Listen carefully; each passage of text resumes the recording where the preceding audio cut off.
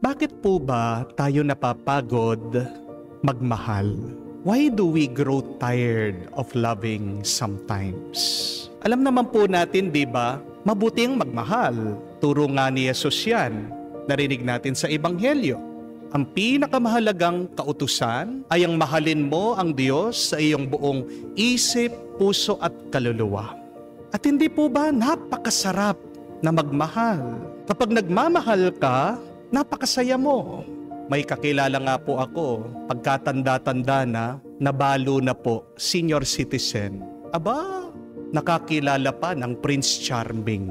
Dati po, pag makikita nyo, kulubot yung kanyang balat, maaawa po kayo sa kanya. Magsimula po, nung meron siyang nakilala, meron na nanliligaw sa kanya, naging very blooming siya. Bumata siya, nagli-lipstick, nagme-makeup pa, nagsusuot po ng dress. Hindi mo na siya makilala. Palaging nakangiti. Anong nangyari? Anong nagbago? Kasi nagka-love life. Love makes us young and happy. Amen? Pero aminin din natin na kahit na mabuti, masarap, ang nagmamahal, minsan at madalas, napapagod din tayo, nagsasawa din tayo, at nawawalan tayo ng gana na magmahal. Meron po mga mister, ayaw kausapin ng mga misis. Meron naman mga misis, ayaw nakikita ang mga mister. Meron mga anak, ayaw umuwi sa kanilang mga bahay. Meron mga magulang, galit na galit sa kanilang mga manugang. Marami pong mga nagtatrabaho para lang sa pera. Ang mga boss, wala naman pakialam, walang pagmamahal sa kanilang mga empleyado. At minsan, marami sa atin nagsisimba, natatakot lang na pumunta sa impyerno. Meron tao na nagdadasal, pero walang pagmamahal sa puso niya sa Diyos. Mga kapatid, gusto man natin magmahal minsan, pero bakit ba? Minsan din nawawalan tayo ng gana. Gusto nating magmahal pero nawawala sa loob natin. Hindi natin ito maramdaman. Ang problema kasi, masyado tayong trying hard sa pagmamahal. Di po ba? Hindi naman dapat pinepwersa ang pagmamahal. Dapat hayaan mo lang na lumabas sa iyo ang pag-ibig at pagmamahal. Tandaan niyo po mga kapatid, ginawa tayo ng Diyos ng pagmamahal. Kung galing ka sa Diyos ng pag-ibig, dapat ikaw ay isang nilalang ng pag-ibig. Natural dapat sa iyo, likas dapat sa iyo ang umibig at magmahal para hindi ka mapagod, mabigatan sa pagmamahal. Unang-una dapat sa lahat, relax ka lang, kalma lang.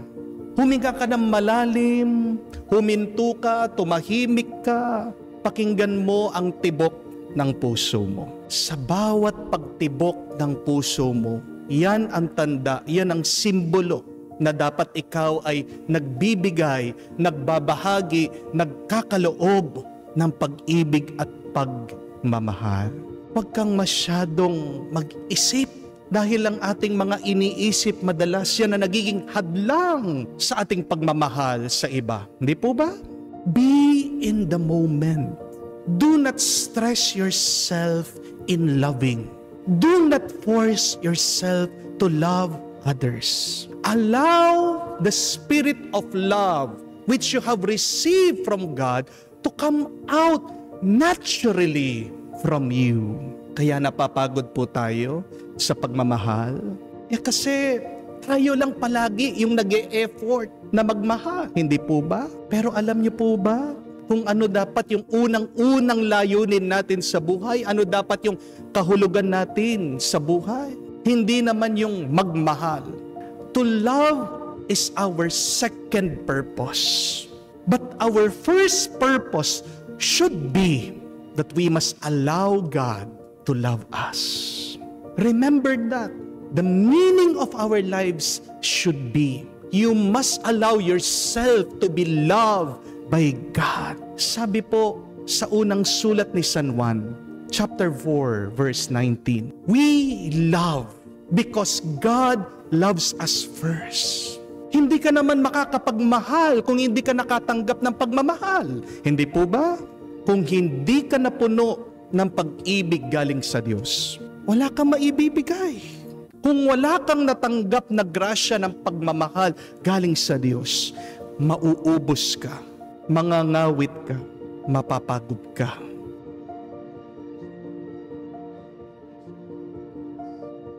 Ano po ang epekto sa tao kung hindi siya nakaranas, nakatanggap ng pagmamahal? Remember this, the most terrifying person in the whole world is a person who does not love. Ang tao na hindi nakaranas ng pagmamahal ay para pong isang basong basag. Ang pagmamahal, yan yung pag-aalaga sa iyo. Pag meron kang nararanas ng pagmamahal sa buhay mo, iningatan ang pagkatao mo.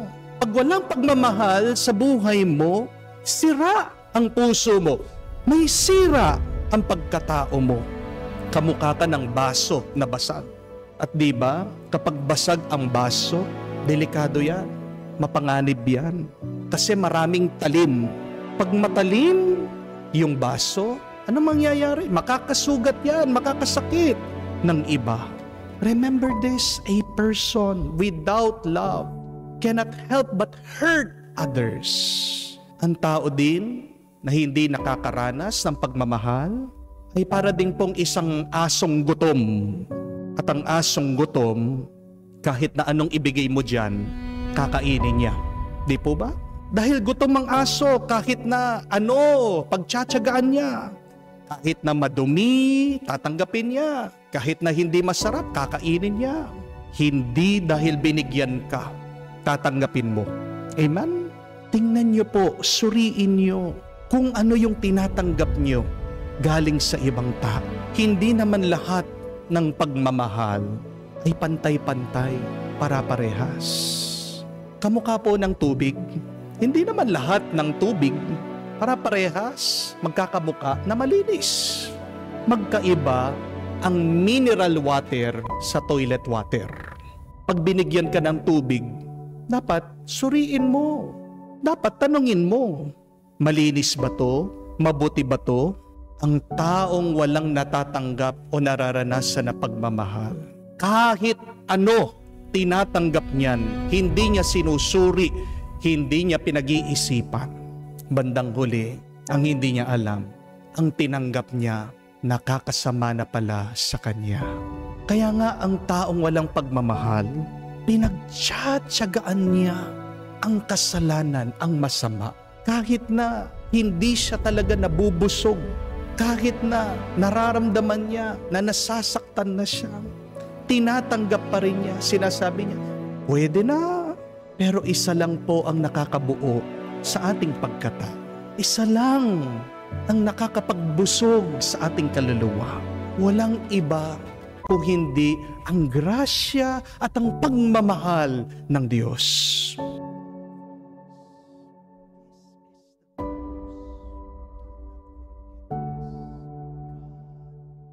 Huwag niyo pong kalimutan ito para ma-inspire kayo, para lumakas kayo, na kahit na anong gawin natin, mamahalin at mamahalin tayo ng Diyos.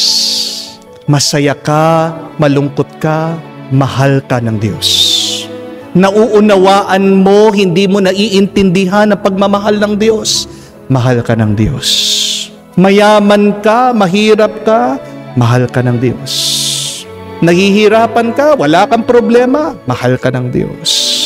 Nagsasawa ka, nagtitiis ka, mahal ka ng Diyos.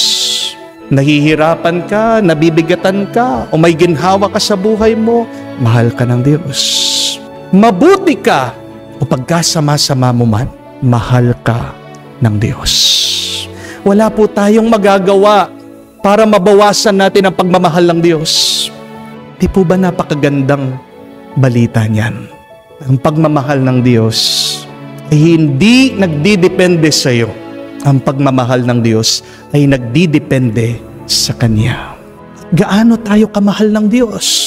Kung minsan nagtatanong ka, mahal ba ako ng Diyos? Nung kailangan mong gawin, tingnan mo ang cross.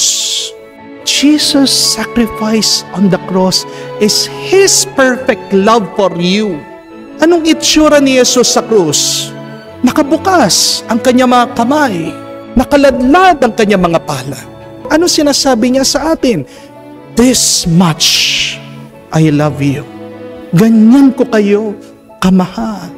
God is willing to die for us. That is His love for us.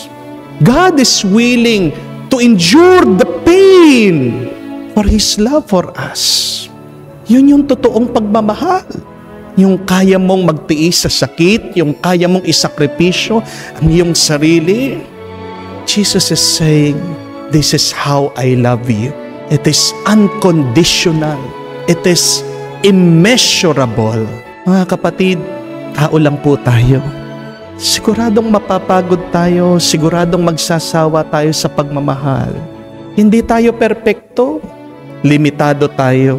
May hangganan ang kaya nating gawin. Pero ang Diyos, hindi siya mapapagod magmahal kailanman. Kung gusto mong huwag kang magsawa sa pagmamahal mo, sana palagi mong matandaan yan. Ang pinakamahalagang kautusan, hayaan mo ang Diyos ang magmahal sa iyo. Hindi mo kaya na ikaw palagi ang magbigay. Hindi mo kaya palagi na ikaw ang magmahal. Kaya natin yan. Nahayaan natin ang Diyos siyang magmahal sa atin. You will never grow tired of loving if you allow yourself to be loved by God.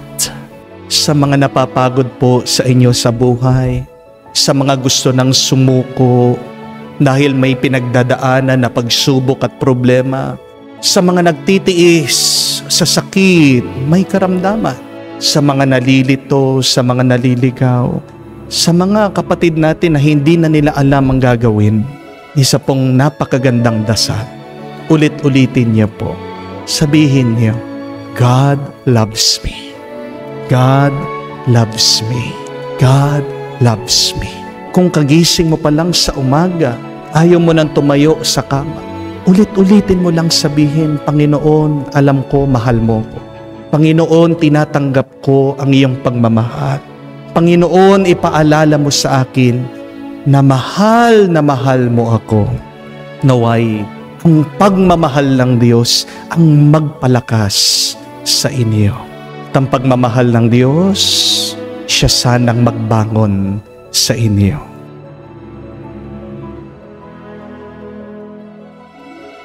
Mahal ba talaga ako ng Diyos? Sigurado natanong nyo na po yan sa inyong sarili. Sigurado natanong nyo na yan habang kayo'y nagdarasal. Hindi po ba? Palagi natin naririnig sa mga pagbasa sa salita ng Diyos, mahal tayo ng Diyos. Palagi nating naririnig sa humilya, sermon ng mga pari, mahal kayo ng Diyos. Sigurado narinig mo na rin yan sa ibang tao. Pag binibigyan ka ng advice, huwag kang mag-alala, mahal ka ng Diyos. Pero bakit iba yung ating nararamdaman at nararanasan minsan? Hindi po ba? Paano mo masasabi na mahal ako ng Diyos kung ayaw ako ng aking mga magulang na nalaman ko pa lang, bata pa lang ako, pinapalaglag na pala ako? Totoo ba? Mahal ako ng Diyos? Ang dami ng beses, inabuso ako, niloko ako ng ibang tao. Mahal ba ako ng Diyos? Iniwan ako ng aking asawa. Wala naman akong ginagawa na masama sa Kanya. Mahal ba ako ng Diyos? Nagsisipag naman ako. Naghahanap ako ng paraan para umangat sa buhay. Pero bakit palaging lugi ang aking business, ang aking negosyo? Mahal ba ako ng Diyos? Naghihirap na nga ako. Binigyan pa ako ng napakalala na sakit. Hindi ako gumagaling, nakaratay ako sa kama. How can others say that God loves me when I experience the opposite? When life is full of pain, suffering, and problems? Is it true that God loves me when I feel otherwise? When I see otherwise? Paano nagiging totoo na mahal ako ng Diyos? You know, my dear friends, you can never say that God loves you if your basis for that love is your sight and your experience, your feelings. Because what does St. Paul reminds us in his letter to the Corinthians? We walk not by sight, but by faith. Hindi mo masasabi na mahal ka ng Diyos pag ang basihan mo sa pagmamahal na yan ay yung iyong pagtingin. Hindi mo masasabi at hindi mo paniniwalaan na mahal ka ng Diyos kung ang basihan mo lang sa pagmamahal ng Diyos ay yung iyong nararamdaman. Tandaan mo ang mga salita ni San Pablo. Tayo'y naglalakbay sa buhay na ito, hindi sa pamamagitan ng ating mga mata nakikita, pero sa pamamagitan ng pananampalataya. And when you have faith, you will believe, you will trust that God really loves you. When you have faith, you will experience that God really loves you. And what is faith? It is believing in the unbelievable. What is faith? It is trusting the word of God, the promise of God. Ang panghawakan mo, ang kapitan mo ay ang salita ng Diyos. Huwag mong gagawing batayan yung iyong nararamdaman, yung iyong nakikita. Dahil may mga bagay na hindi tayo nakikita na kung saan doon gumagalaw at may ginagawa ang Diyos. Hindi po ba? But one sure sign that God really loves us, if you want proof of this love, more than His word, more than His promise, remember this.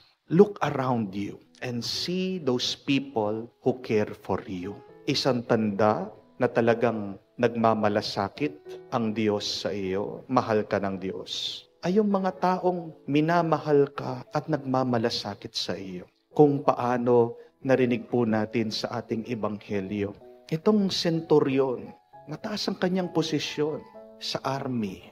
Minahal itong tao, minahal ang isang alipin na may sakit. Napakaswerte niya.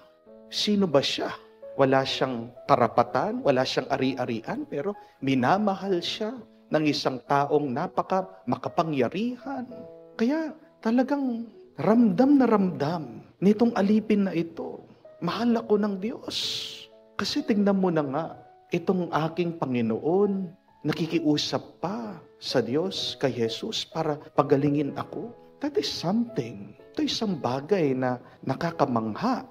Gusto mong malaman kung paano kami namahal ng Diyos? Tingnan mo yung mga tao na nagmamahal at nagmamalasakit sa iyo. They are sure signs that God loves you. Meron pong dumating sa parokya, mag-asawa. Nakita ko itong misis, may sakit. Sabi ng Mr. Father, dumayo pa po kami para pagdasal niyo po itong aking asawa. Pwede niyo po ba siyang i-anoint? Okay po. Sige po. Sabi ko po. Pinagdasal ko, I was laying my hands on her habang itong mister nakahawak, ginagabayan yung kanyang misis. At habang pinagdarasal ko po itong misis, bigla siyang umiiyak, iyak ng iyak.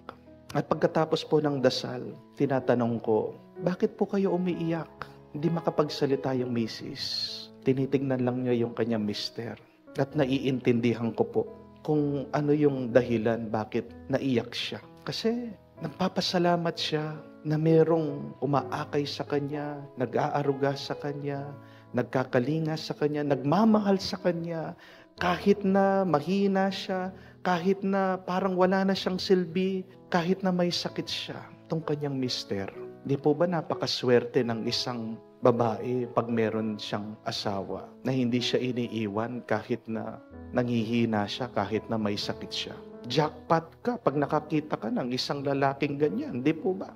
Huwag mong hahanapin yung gwapo, mayaman, sikat. Aanuhin mo yun kung pag may sakit ka, hindi ka na inaalala. Di po ba?